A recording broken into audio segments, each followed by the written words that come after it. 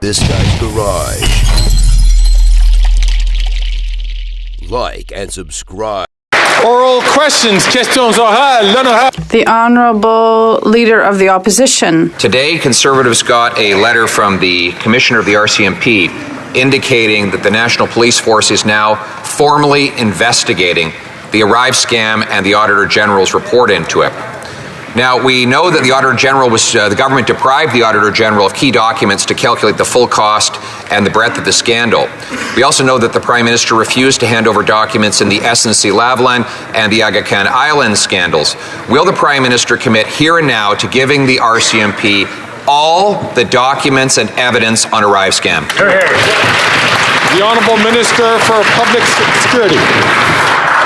Mr. Speaker, again, the Leader of the Opposition seems to be impressed with some information that's been known in the public space for many weeks.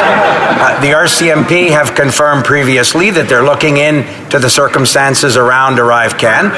We have total confidence in the RCMP to do this important work. I'll remind the Leader of the Opposition that the President of the Border Services Agency referred these questions proactively to the RCMP, and we'll continue to do whatever we need to do, Mr. Speaker, to cooperate with the National Police Force and every other ongoing investigation. The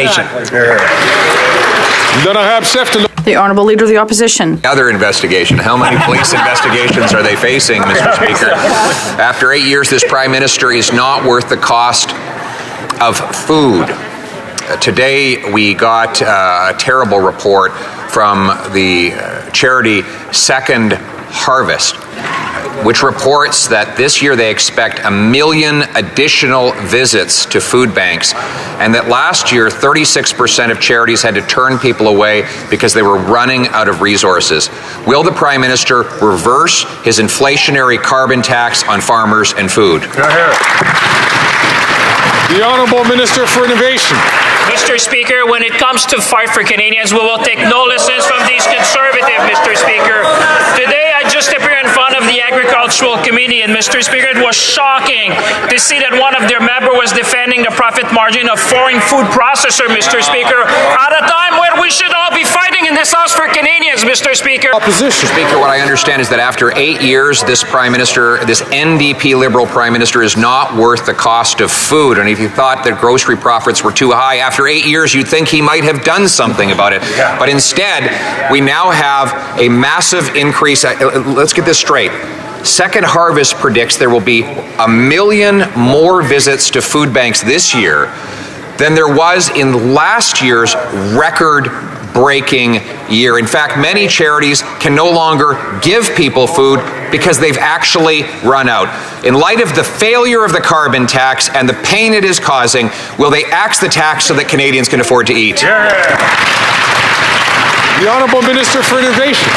One thing Canadians know, Mr. Speaker, is that the Leader of Opposition, the preferred verb is caught, Mr. Speaker. Mr. Speaker, after that answer just proves that after 8 years, this NDP Liberal Prime Minister is not worth the cost. It's not just that 1 million more people will visit food banks this year than in last year's record-smashing year. It's that now there's a large Facebook group of 800 people, 8,000 people, who call themselves the Dumpster Diving Network. So desperate are they that not only can they not afford groceries or find it at food banks, that they're literally jumping into garbage cans to find food. How desperate do Canadians have to get before this government will finally axe its tax on food? The Honourable Minister for Housing, Infrastructure and Communities. Mr. Speaker, over the past 8 years, I have watched time and time again the Conservatives stand up to vote against the very measures that are putting money in the pockets of families to help them cover the cost of food. When it comes to the Canada Child Benefit, we stopped sending checks to millionaires so we could put more money in the pockets of 9 out of 10 families. When it comes to taxes, we raise taxes on the wealthiest 1% to cut them for the middle class. When it comes to seniors, we put more money in the pockets of low-income single seniors. On every one of these measures, the Conservatives have opposed them. We will continue to do what's necessary to allow families to put food on the table, no matter how hard they oppose. The Honourable Member from Thornhill. Mr. Speaker, the radical Environment Minister who couldn't sell his own carbon tax, which the Prime Minister had to rebrand, won't even get up and answer the question. How is he going to rebrand dumpster diving? This is the minister who wants to ban cars, ban roads, ban Canadian energy, ban straws, and ban stoves, and tells Canadians that they have it better. We all know that after 8 years, this tired government and the Environment Minister are out of control, but will someone over there stand up for struggling Canadians and let him walk back his carbon tax hike like he has to do with everything else?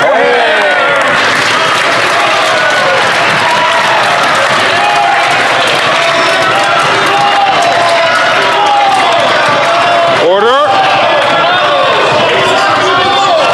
Order. The Honourable Minister for Innovation. Mr. Speaker, on this side of the House will be for Canadians. Every single member on this House is willing to stand on this side, Mr. Speaker. This Prime Minister is tripping over his feet trying to save his reputation by covering up yet another scandal. He's not worth the cost, the crime, or the corruption. Will the Prime Minister release all the Winnipeg lab documents today, or will the shame and embarrassment be too much to endure? The Honourable Minister of Health. Well, Mr. Speaker, when it comes to redactions, it was the Public Health Agency that conducted them. And I would ask the opposition, if their position is that a government should be involved in redacting documents, that's a deeply disturbing thing for them to hold as a proposition. Instead, what happened is we asked Parliament, and it was actually our suggestions, the Conservatives refused to look at the documents or participate, eventually they did, to ensure that parliamentarians could look at what information was there and make a decision if the redactions done by the Public Health Agency were or were not appropriate. The process worked. It was a process that we introduced, and it was one that they supported eventually. The Honourable Member from Cumberland Colchester. Well, Speaker, let's make a contrast again. Two scientists at our only high-security lab collaborated with the Beijing government. At least one Beijing military scientist was allowed in the lab. Members of Parliament, including Liberals, have said that it is essential for the government to release the documents. Why are the Liberals still covering up the scandal? Are they afraid of the embarrassment? This Liberal government needs to release those lab documents today for all Canadians to see. The Honourable Minister of Health. Well, Mr. Speaker, I'm in the awkward position of agreeing. We are actually the ones who said the documents need to be looked at by parliamentarians. We were the ones that introduced a process that asked parliamentarians to get together. Unfortunately, the Conservatives said no. Eventually, they did participate, and then parliamentarians had an opportunity to take a look at the redactions done by the Public Health Agency, and now those documents, after the work of parliamentarians have been done, will be shared, and that's exactly what we wanted to happen, to make sure that there is maximum public exposure, at the same time respecting our national security laws. This is unreal.